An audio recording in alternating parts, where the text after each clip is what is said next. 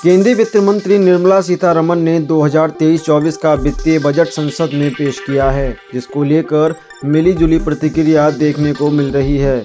वहीं इस बजट को लेकर रेल कर्मचारियों ने भी अपनी प्रतिक्रिया दी है। मुकाबले अगर हम इसको देखें तो यह बजट 9 गुना ज़्यादा है, तो इससे रेल कर्मचारियों को कितना फ़ायदा होगा। भाई हमारे साथ रेलवे यूनियन के कुछ पदाधिकारी हैं और ये लोग रेलवे के कर्मचारी भी हैं, तो आइए इनसे जानते हैं कि किस प्रकार जो ये बजट है उससे इनको फ़ायदा होगा।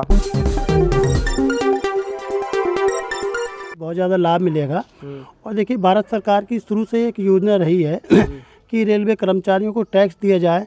हम लोग टैक्स पे कर रहे हैं, लेकिन हमारी एक विशेषतर मांग ये है कि जैसे भारत सरकार एक आयुष्मान योजना चला रही है, उसमें भी हम लोगों को एक टैक्स स्लैब बनाया जाए। तो हमें इस इनकम टैक्स के बाद जो हमें लोगों को कई टैक्स और पे करने पड़ते हैं, जीएसटी का टैक्स, हाउस टैक्स और बिल्डिंग टैक्स, वाटर टैक्स, ये तमाम टैक्स दिए जाते हैं, तो इनमें भी हम लोगों को कुछ राहत देने का काम करें। हमारा हमारी सबसे विशेष मांग रही थी कि पुरानी पेंशन स्कीम शायद इस बजट वाले इसमें घोषणा कर दी जाएगी और कर्मचारियों को non pension scheme, new pension scheme ख़त्म करके पुरानी पेंशन स्कीम देने का काम किया जाएगा। तो ऐसा कुछ हुआ? अभी ऐसा कुछ दिखाई नहीं दिया। और मुझे देखिए, सरकार ने कोशिश करी है कि इस बजट को रेल को देने के लिए, लेकिन इसमें मेन चीज़ यह है जो रेल कर्मचारी जो बच्चे हैं, जो लोग, उनके रोज़गार की कोई व्यवस्था होती, सेफ्टी से जुड़े हुए पदों को भरा जाता ताकि रेल और उद्धार करती है। इसमें बजट में बच्चों के लिए, नौजवानों के लिए ऐसा कुछ नहीं है जो बजट की तरफ, आशा की तरफ से देखे। रेल कर्मचारियों के लिए घोषणा तो हुई है कि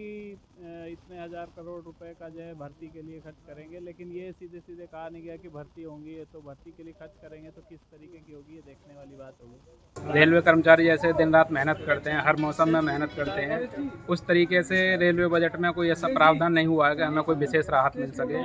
टैक्स स्लैब में ज़रूर थोड़ी उम्मीद हुई है राहत मिला है कुछ, लेकिन बाकी जो तमाम समस्याएँ हैं, निजीकरण हैं, बाकी जो रेलवे को सुविधाएं, क्वार्टर्स वगैरह की हालत हैं, इन सब में जो राहत मिलनी चाहिए थी वो अभी उस स्तर की नहीं मिली है जिसकी हम उम्मीद कर रहे थे। वहीं आपको बता दें कि विपक्षी पार्टियों ने इस बजट को लेकर सत्ताधारी पार्टी को जमकर घेरा है।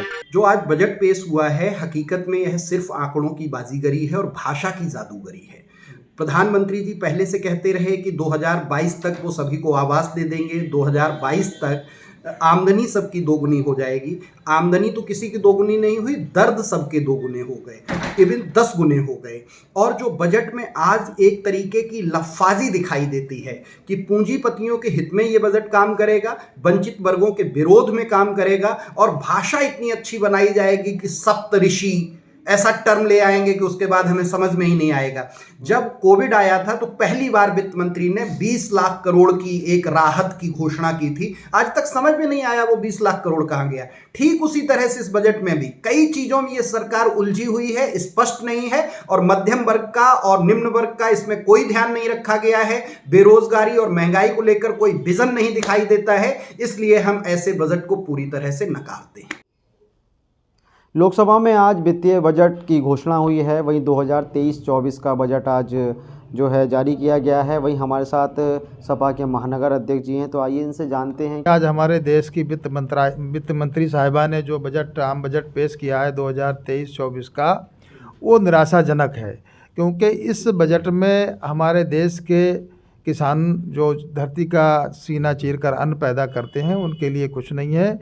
उसके अलावा हमारे देश के करोड़ों करोड़ों जो शिक्षित बेरोजगार हैं उनके लिए भी इस बजट में कोई प्रावधान नहीं है। आपने देखा होगा कि इन्होंने जो 7 लाख रुपए टैक्स छूट की बात कर रहे हैं कि टैक्स फ्री होगा, वो 7 लाख नहीं है, 3 लाख, पहले 2.5 लाख था। पिछले अगर वर्षों की बात करें तो 2.5 लाख तक की जो सीमा थी वो टैक्स फ्री थी। अब इन्होंने 3 लाख, सरकार ने कोई बजट में ऐसा प्रावधान नहीं किया जिसका फ़ायदा उन्हें पहुँचे। सबसे बड़ी समस्या हमारे देश के अन्नदाता किसान की, आज भी किसान यूरिया के लिए परेशान है। इन्होंने अपने बजट में ऑर्गेनिक खेती की बात करी है। हमारा कहना ये, मैं आपके चैनल के माध्यम से सभी देशवासियों को बताना चाहता हूँ कि भारतीय जनता पार्टी की करनी और कथनी में फ़र्क है। जनता के हितों के लिए वो बिल्कुल ठीक नहीं है। आइए देखते हैं इस पूरे बजट को लेकर क्या क्या प्रतिक्रिया आई हैं। अमृतकाल की जो 75वें वर्ष हमारे स्वतंत्रता के पूर्व हुए, इसमें ये जो बजट आया है ये बहुत ही महत्वपूर्ण है महिलाओं के लिए। इसमें महिलाओं का पूरा ध्यान रखा गया है, जिसमें न्यू सेविंग स्कीम लाई गई है, जिसमें महिलाएं अपना खाता खोल सकेंगी और 2 लाख रुपए तक जमा करने पे उन्हें 7.5% तक उन्हें ब्याज मिलेगा। साथ ही साथ प्रधानमंत्री कौशल विकास योजना MSME, जिसके तहत 2 करोड़ तक का वो लोन ले सकती हैं, जिससे वो स्वावलंबी बन सकती हैं, आगे जाके अपने परिवार का पालन पोषण सही से कर सकती हैं और देश का भी नाम ऊंचा कर सकती हैं। जब महिला स्वावलंबी होगी तो देश तो हमारा आगे जाएगा ही जाएगा, क्योंकि एक महिला ही होती है जो अपने परिवार और देश को आगे बढ़ाने में महत्वपूर्ण भूमिका निभाती है। जैसा कि हम सभी जानते हैं, ये जो आम बजट है वो देश के अमृत काल को संबोधित करते हुए, यानी कि वो अगले 25 वर्ष जब हम अपनी आज़ादी की प्राप्ति के 100 वर्षों को पूरा करेंगे, तो शिक्षा के क्षेत्र के साथ ही साथ देश के युवाओं का विशेष ध्यान रखा गया है।